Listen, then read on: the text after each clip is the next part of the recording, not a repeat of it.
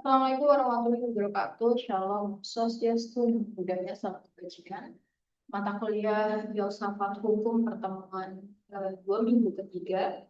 Jadi kemarin ada beberapa pertanyaan yang belum saya jawab dan saya akan jawab pada pertemuan hari ini.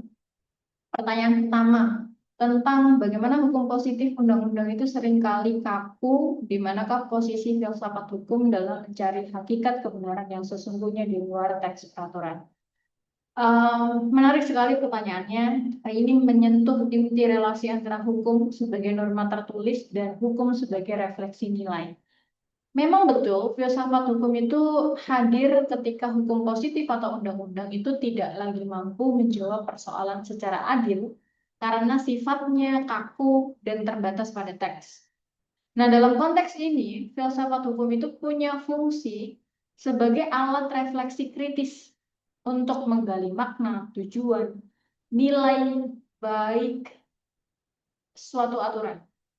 Nah, filsafat hukum itu tidak hanya terikat semata pada frasa pasal atau bunyi pasal, tetapi dengan filsafat hukum kemudian dia mencari hakikat keadilan dan kebenaran serta kemanfaatan yang seharusnya diwujudkan oleh hukum.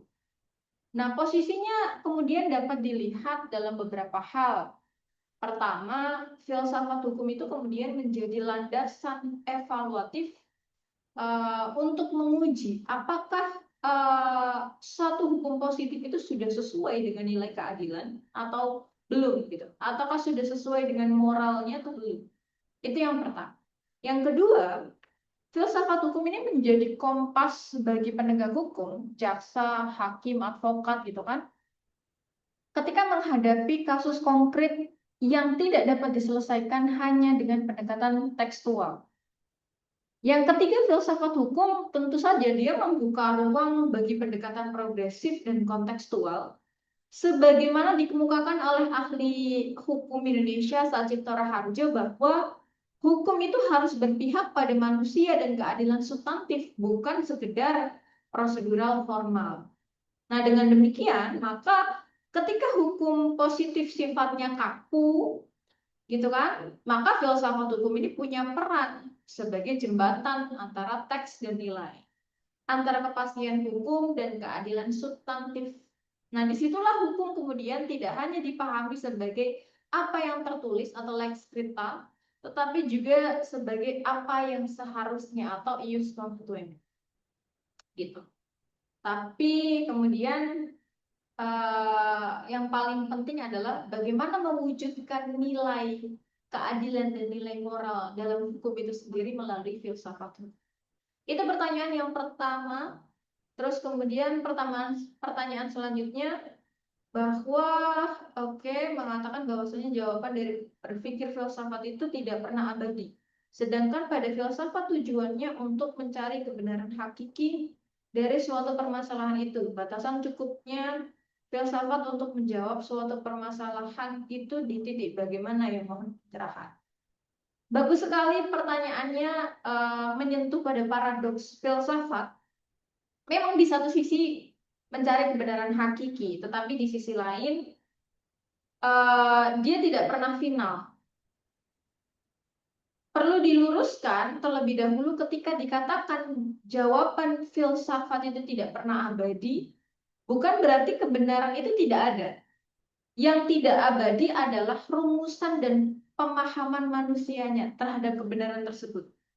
Nah, karena selalu berkembang, filsafat selalu mengikuti konteks gitu, pengalaman dan cara berpikir. Lalu pertanyaannya, batas cukup dalam filsafat itu di mana? Bagaimana gitu kan?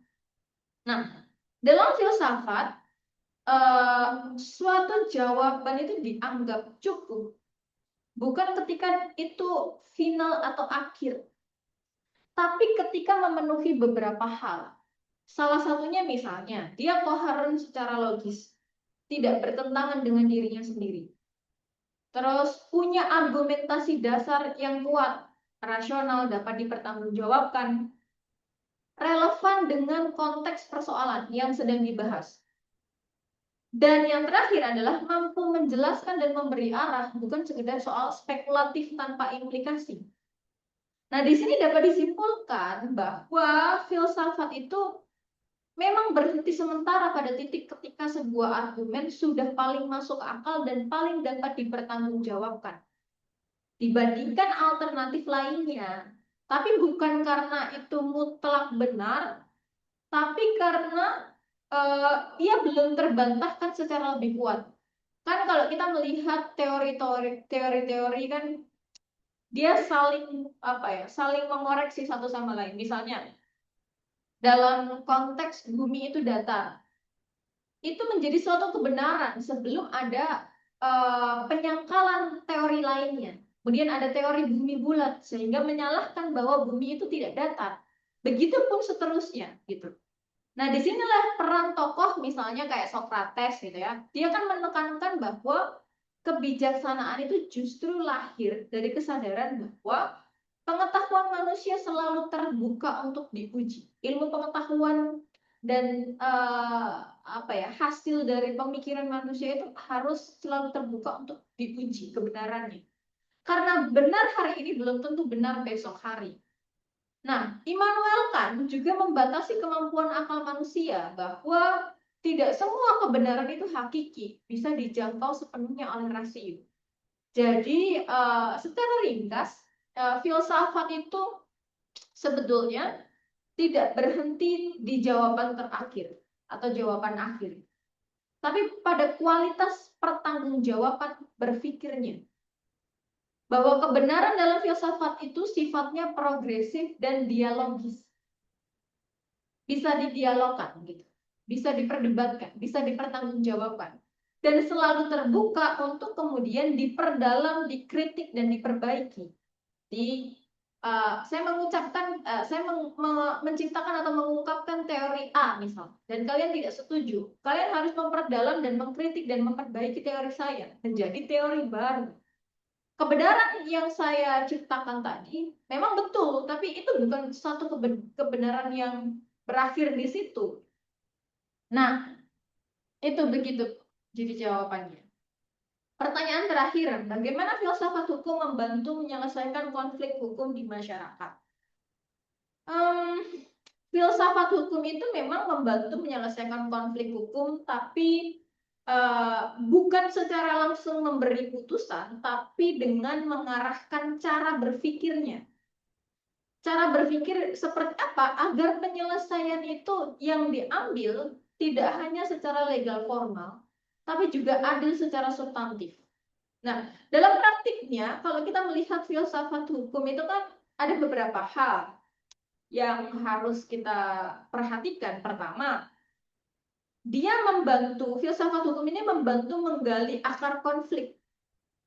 Bukan hanya melihat pelanggaran pasal. Misalnya begini, ada konflik di masyarakat. Itu kan seringkali dipengaruhi nilai, dipengaruhi budaya, ketimpangan sosial gitu kan. Nah, itu tidak selalu tertangkap oleh teks undang-undang. Begitu. Ada lagi filsafat hukum itu menjadi alat penyeimbang antara kepastian, keadilan, dan kemanfaatan. Nah, dalam situasi politik, hukum positif itu kadang hanya menawarkan kepastian, tetapi belum tentu adil. Adil belum tentu pasti. Nah, di sini pendekatan seperti yang dikemukakan oleh Gustav Rampruk itu, yang menekankan bahwa ketika hukum positif sangat tidak adil, maka keadilan harus diutamakan. Filsafat juga harus mendorong penegak hukum untuk berpikir kontekstual dan humanis. Sejalan dengan gagasan Sacipto Raharjo bahwa hukum itu tidak boleh kaku, tapi harus berpihak pada manusia. Penting juga dalam konflik sosial bahwa seperti misalnya sengketa adat, konflik agraria, atau kasus yang melibatkan kelompok rentan, kan? Artinya hukum itu harus humanis dan kontekstual. Filsafat hukum juga membuka ruang untuk alternatif penyelesaian konflik seperti misalnya sebentar. Seperti misalnya mediasi, kemudian restoratif justice, atau pendekatan berbasis nilai lokal. Nah, ini kemudian seringkali efektif daripada sekedar putusan pengadilan karena lebih konkret gitu kan. Nah, dengan demikian maka filsafat hukum itu punya fungsi dia. Fungsinya apa? Fungsinya adalah sebagai fondasi dasar untuk berpikir kritis dan etis. Bagaimana memastikan bahwa penyelesaian konflik itu tidak tidak hanya cukup sah menurut aturan, tapi juga legitimate atau dapat diterima oleh rasa keadilan masyarakat. Itu yang paling susah. Bagaimana hukum itu bisa diterima oleh masyarakat? Nah, itu filsafat hukum memastikan itu. Tidak hanya sekedar melihat pasal bicara A, maka ya yang diimplementasikan A. Belum tentu secara substansial, belum tentu secara kepastian itu adil bagi masyarakat. Begitu. Ada 3 pertanyaan itu dari mahasiswa yang sudah saya jawab. Kemudian di pertemuan kedua ini kita akan membahas tentang kemarin sudah pengantar, hari ini kita akan membahas bagaimana filsafat itu sebagai cara berpikir. Dasar memahami filsafat itu seperti apa? Dasar memahami filsafat hukum itu seperti apa? Kemudian filsafat hukum sebagai upaya pencarian makna hukum. Ini sebetulnya mendekati dari pertanyaan-pertanyaan tadi. Itu kan pertanyaan yang diberikan oleh mahasiswa dan ini adalah penjabarannya. Jadi hari ini kita mempelajari bagaimana cara berpikir atau dasar memahami filsafat hukum itu. Kemarin kan kita sudah bicara soal pengantarnya secara ringkas gitu ya, walaupun cukup panjang. Nah, dalam memahami filsafat hukum, ada hal yang perlu kita perhatikan, yaitu apa sebetulnya filsafat itu sendiri. Pengertiannya kemarin sudah dibahas soal filsafat hukum, apa itu sophos, apa itu logos, gitu kan. Filsafat itu tidak hanya atau bukan hanya sekedar kumpulan teori, tapi juga cara berpikir yang mendalam. Tidak hanya mendalam, tapi juga kritis. Tidak hanya kritis, tapi juga mendasar terhadap sesuatu hal. Nah, ciri utama dari tadi, dari mendalam, dari mendasar, dari kritis, ada lagi reflektif dan sistematis.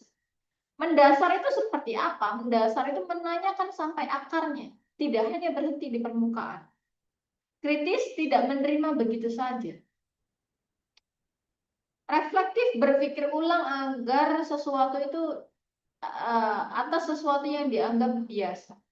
Sistematif tentu saja tersusun secara logis. Contohnya begini misalnya. Jika ilmu hukum bertanya, apa isi pasal ini? Maka filsafat itu akan bertanya, mengapa ada pasal ini atau mengapa ada aturan ini?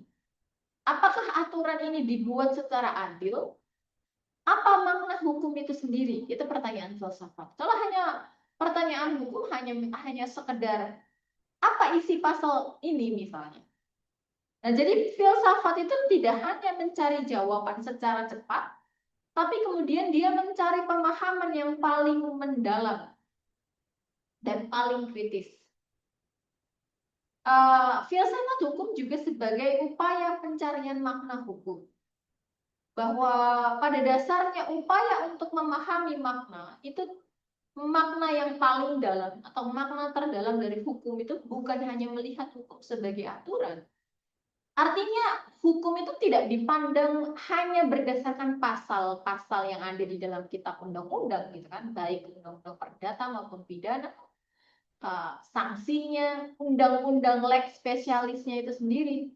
Tetapi pertanyaannya jauh lebih dalam. Apa sih sebetulnya hukum itu? Kenapa manusia itu membutuhkan hukum? Apa yang membuat hukum itu bernilai atau berarti, gitu kan? Nah, itulah makna hukum yang dipertanyakan oleh filsafat hukum. Kalau kita menyandingkan makna dan aturan, makna begitu kan? Ilmu hukum itu hanya fokus pada aturan. Sedangkan filsafat hukum, dia fokus pada makna di balik aturan itu. Kenapa aturan ini ada? Kenapa dia dibuat? Apakah aturan ini memang untuk keadilan bagi rakyat, keadilan bagi masyarakat, gitu kan? Misalnya dalam kitab undang-undang hukum pidana, mencuri itu dilarang dalam tindak pidana pencurian, gitu kan? Filsafat hukum bertanya, mengapa mencuri dilarang? Apakah semua bentuk pengambilan itu salah? Bagaimana kemudian jika dilakukan karena terpaksa? Nah, dengan demikian, maka filsafat hukum itu membantu kita melihat bahwa hukum bukan hanya sekedar soal benar salah secara formal, tapi juga soal maknanya, soal nilai, soal kemanusiaan. Nah, kita akan bergeser dalam melihat dimensi filsafat hukum begitu ya. Bagaimana cara berpikir yang terstruktur? Kalau dalam filsafat kita kenal tentang ontologi, epistemologi, sampai dengan aksiologi, kita akan membahas tiga dimensi utama ini sebagai alat berpikir. Ontologi adalah hakikat atau apa itu? Pertanyaan paling dasar, apa itu sesuatu? Dalam konteks hukum, apa itu hukum? Apakah hukum hanya aturan tertulis? Apakah hukum juga mencakup kebiasaan dan nilai? Nah, ontologi tidak langsung menjawab, tetapi membuka cara melihat. Contoh sederhananya seperti ini. Jika hukum hanya dianggap aturan, maka hukum sama dengan tekstual atau teks gitu. Jika hukum dianggap sebagai nilai, maka hukum sama dengan keadilan dan norma sosial. Jadi ontologi ini menentukan cara kita memahami keberadaan hukum itu sendiri. Itu ontologi, hakikatnya. Epistemologi atau pengetahuan atau bagaimana kita tahu. Epistemologi bertanya, bagaimana kita mengetahui sesuatu itu benar. Dalam hukum ada pertanyaan, bagaimana kita tahu sesuatu itu hukum. Dari mana hukum mendapatkan kekuatan mengikat? Apakah karena dibuat negara ataukah karena dianggap benar oleh masyarakat? Contohnya misalnya, kita tahu suatu aturan hukum itu kan tertulis dalam undang-undang, ya kan? Tapi kita juga bisa menganggap bahwa sesuatu sebagai hukum karena sudah menjadi kebiasaan atau adat. Artinya apa? Epistemologi itu membantu kita untuk memahami sumber dan cara mengetahui hukum. Aksiologi, nilai untuk apa? Aksiologi itu bertanya, untuk apa sesuatu itu ada? Apa nilainya? Dalam hukum, untuk apa hukum itu dibuat? Apakah untuk ketertiban, untuk keadilan, untuk melindungi manusia? Nah, di sini kita mulai menyentuh nilai seperti keadilan, kepastian, kemanfaatan. Itu sudah menyentuh tataran aksiologi. Contohnya, hukuman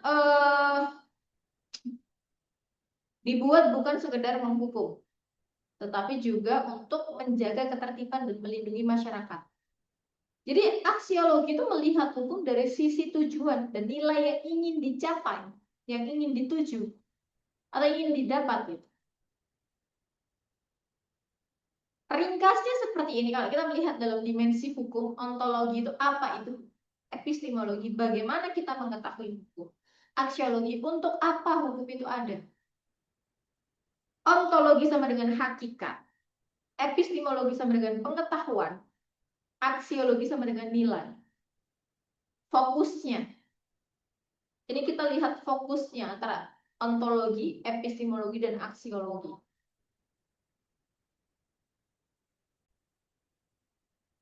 Secara sederhana, bahwa filsafat itu dapat dipahami sebagai upaya manusia untuk mencari kebenaran yang paling mendasar.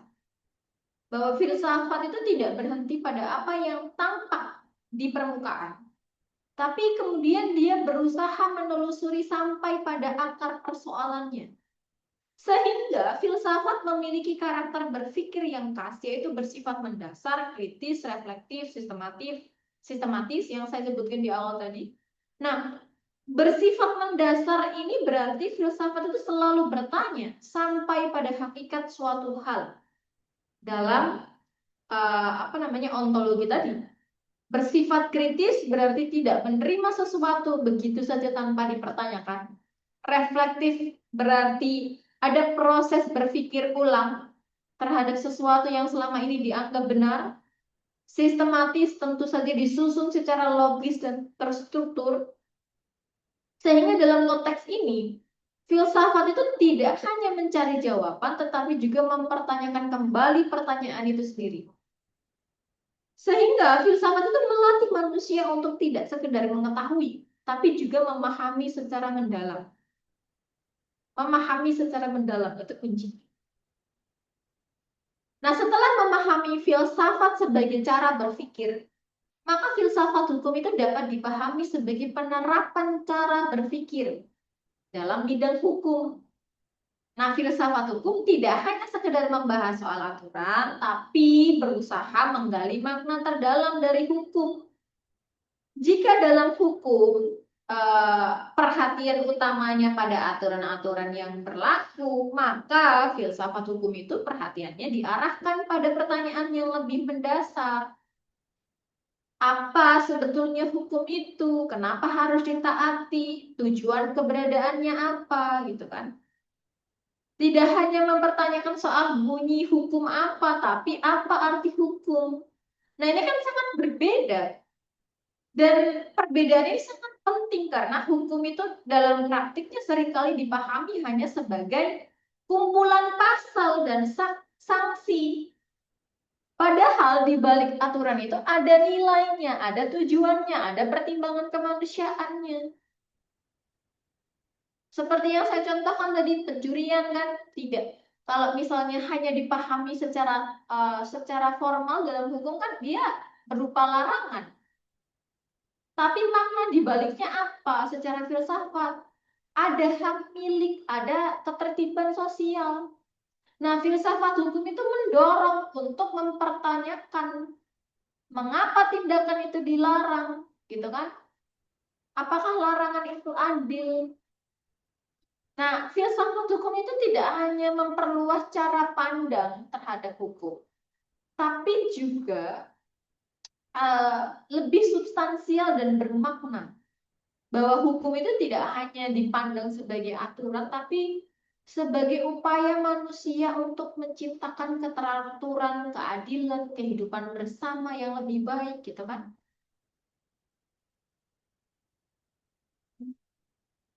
Keterkaitan tiga dimensi tadi, ontologi, epistemologi, aksiologi, gitu.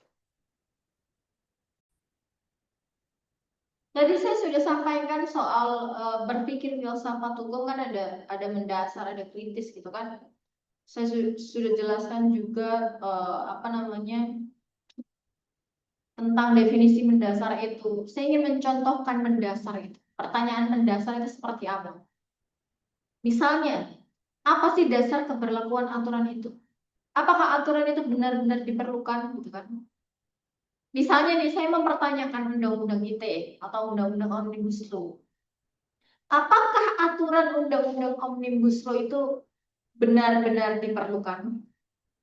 Jadi pertanyaan mendasar nih, benar nggak diperlukan gitu kan? Betul nggak? Gitu kan? Nah, pendekatan ini menembus hingga akar persoalan hukum. Ingin mengetahui kenapa aturan itu ada, gitu kan? Kritisnya, tidak hanya menerima sebagai sesuatu yang harus selalu benar, tapi membuka ruang untuk mempertanyakan kembali. Kritis, karena hukum tidak selalu mencerminkan keadilan. Belum tentu undang-undang ITE atau undang-undang Omnibus Law ini mencerminkan keadilan. Maka harus dikaji ulang, harus diperbaiki. Bahkan mungkin bisa jadi dalam tanda kutip harusnya ditolak jika tidak sesuai dengan nilai kemanusiaan. Jika tidak sesuai dengan nilai kemanusiaan. Karena ada proses pengkritisan tadi. Karena segala sesuatu itu belum tentu betul dan filsafat hukum tidak menerima hukum sebagai sesuatu yang harus selalu benar. Harusnya hukum membuka ruang untuk kemudian dipertanyakan lagi, dikaji, diperbaiki. Bahkan jika tidak sesuai dengan kemanusiaan bisa ditolak. Begitu. Nah, reflektif. Reflektif tadi seperti yang saya sampaikan, bahwa filsafat hukum ini mengajak kita untuk berhenti sejenak merenungkan apakah undang-undang TNI ini sudah tepat? Apakah penerapannya sudah adil? Ini kan reflektif. Refleksi ini penting agar hukum tidak diterima secara buta. Ada gium atau apa namanya, bahwa semua orang dianggap tahu akan hukumnya, gitu kan? Artinya dia setuju, dia tidak setuju ketika disahkan dan diberlakukan kan, tetap saja, gitu kan?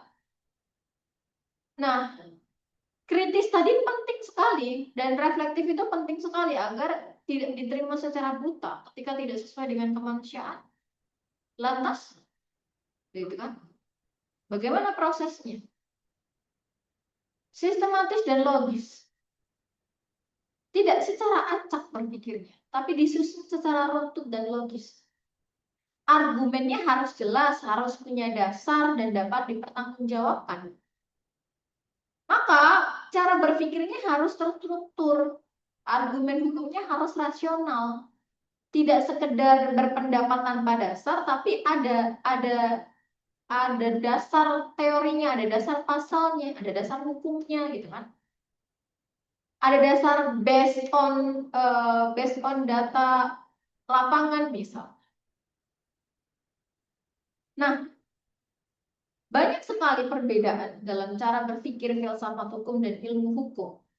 Seperti yang saya singgung di awal tadi, gitu kan?